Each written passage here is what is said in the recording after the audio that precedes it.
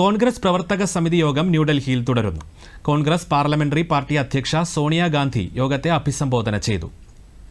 വെല്ലുവിളി നിറഞ്ഞ സാഹചര്യത്തിലാണ് കോൺഗ്രസ് തിരഞ്ഞെടുപ്പിനെ നേരിട്ടതെന്നും നിരവധി പ്രതിബന്ധങ്ങൾ തരണം ചെയ്താണ് മികച്ച വിജയം സ്വന്തമാക്കിയതെന്നും സോണിയാഗാന്ധി പറഞ്ഞു.